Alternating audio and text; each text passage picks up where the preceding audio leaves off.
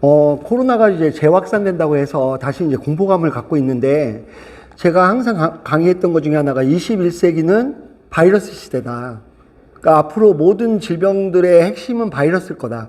그렇죠? 뭐 구제역, 뭐 에이즈, 뭐 대상포진, 그 다음에 뭐 코로나, 뭐 신종플루, 앞으로 뭐 이번에 두창까지, 원숭이 두창까지 모든 것들이 바이러스 질환이죠. 그리고 이 바이러스 질환은 끝이 없어요. 지속적인 돌연변이에 의해서 뭐 A형 독감이니 감기 걸리는 거 보세요. 한번 걸렸다고 안 걸립니까? 계속 걸리죠. 이게 다 바이러스 질환이기 때문에 그래요. 그래서 이 시간에는 바이러스 질환의 특징, 그리고 그거에 우리 몸은 어떻게 방어하고 있는지, 이거에 대해서 한번 설명드릴 거예요. 바이러스는 일반 세균이나 뭐 어떤 동물들과 다른 거예요. 뭐냐면 세포벽이라는 게 없어요. 세포라는 게 있는데 이 벽이 있어갖고 일정한 형태를 갖추는 건데, 이 세포벽 자체가 없어가지고 항생제라는 건 세포벽을 공격해가지고 재생을 억제해가지고 그 죽이는 거거든요. 그러니까 세포벽이 없는 바이러스에는 듣질 않아요, 항생제 자체가. 그리고 세포벽이 없이 단순한 조직으로 되어 있기 때문에 돌연변이를 쉽게 일으키죠. 이렇게. 왜냐면 동물이 진화하고 막 이런데 오래 걸리겠지만 바이러스들은 바로바로 형태를 바꾼다는 거예요. 그래서 사실은 이번 재확산도 예를 들면 다시 돌연변이에 의해서 재확산되는 거예요.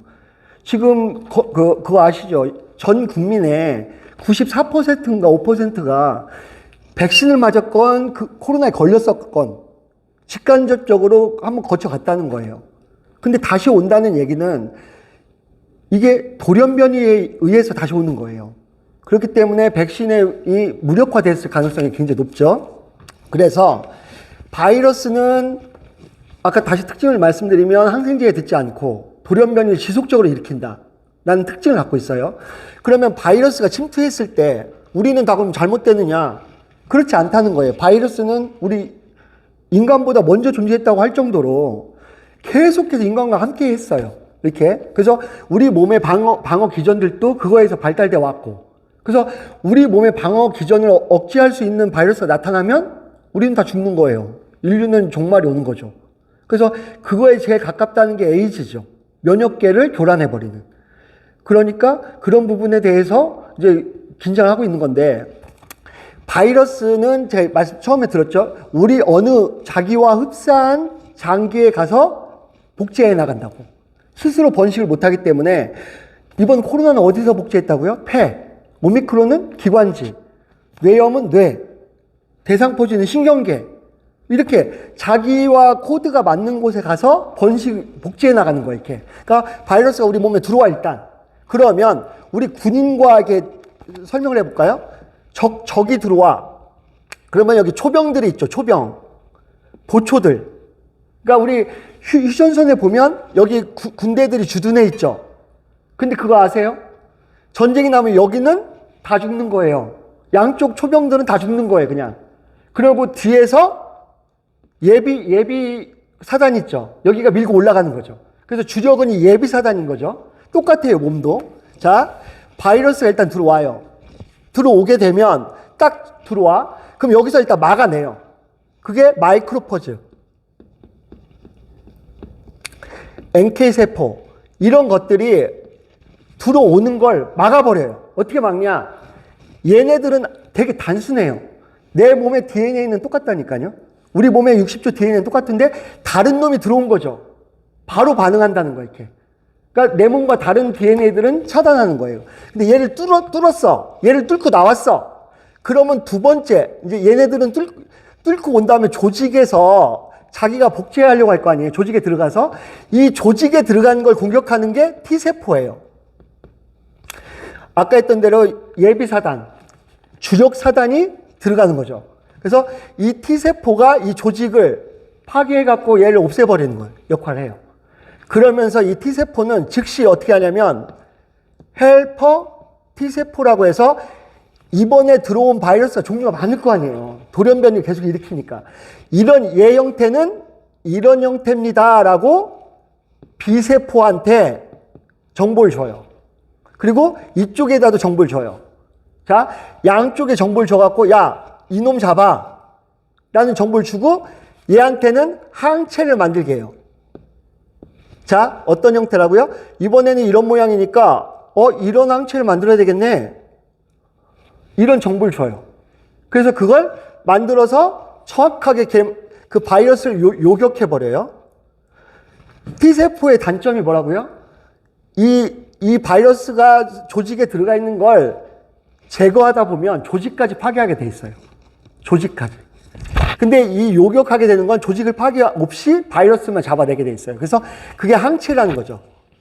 그래서 이 항체를 만드는데 얼마 걸린다? 7일 걸린다. 근데 이번에 치료제는 뭐 수년 걸리죠. 근데 수조가 들어가고. 근데 얘는 7일 걸리죠. 그래서 백신도 이런 항체 모양을 만들어 주는 게 아니라 이 유사 바이러스를 넣어주면 몸에서 이 반응을 하는 거예요, 이렇게. 해갖고 항체를 만들어내는 거예요. 그걸 자극하는 거죠. 그래서 이번에 들어오는 것들은 오미크론 랑 또 다른 변이가 있는 다른 형태일 거라는 거죠, 이렇게. 그러면 얘가 들어오면 우리 몸은 어김없이 이 반응을 해요. 그러면 저한테 이제 물어보는 사람들이 어떤 얘기를 많이 물어보냐면, 몸에서도 만들지만 백신도 효과적이지 않겠냐. 자, 맞는 백신과 우리 몸이 만드는 건 어떤 차이가 있는지 아주 극단적인 차이가 하나 있어요. 그게 뭐예요? 우리 몸의 면역 체계는 나 외에 모든 것을 공격하는 거예요. 그러니까 나와 다른 사람만 구별하면 된다고요. 그러니까 만들기가 간단하죠. 내 모양은 이런 모양이야. 근데 이거 외의 건 다 공격하면 되는 거예요. 그러니까 간단하게 만들 수가 있는데, 백신은요, 전 세계 사람들을 빼고 정확하게 얘를 요격할 수 있어야만, 얘 형태여야만 듣는 거예요. 무슨 얘기냐? 나라고 하는 사람이 70억이라고요. 그러니까 70억이 피해가 하나도 없어야 된다고, 이렇게. 없는 상태에서, 그러니까 이 치료제가 이 70억이 하나도 없는 상태에서 얘만 정확히 잡아내야 되는데, 우리 몸에서 만드는 바이러스, 면역체계는 어떤 거라고요?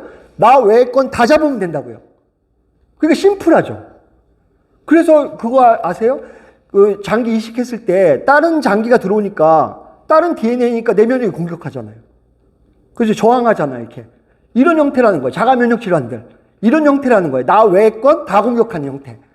그래서 루마티스 계열의 사람들은 사이토카인 오잖아요. 면역이 폭발적으로 일어나는. 그래서 다시 한번 말씀드리는데, 이 바이러스는 지속적으로 돌연변이를 일으켜서 계속해서 올 거예요. 계속해서. 새로운 형태가. 그러면 답은 면역의 답이 있다.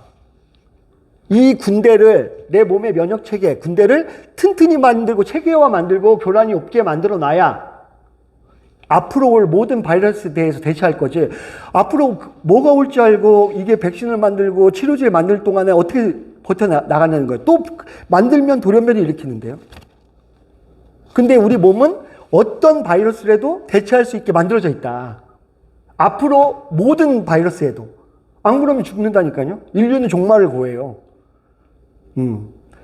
그래서 이 바이러스에 대처할 수 있는 우리의 면역 체계를, 방어 기전을 안정화시키고 튼튼하게 만들고, 그 다음에 체계화 만들고 교란이 없게 만드는 것, 이것이 이 바이러스 시대에 살아가는 우리가 꼭 해야 될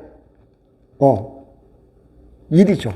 그리고 우리 자녀들, 우리 어르신들을 그렇게 만들어 나가야죠. 그렇게 해서 여러분들이 이번 다시 재확산 이 시기에도 잘 이겨내길 바랍니다. 예, 마치겠습니다.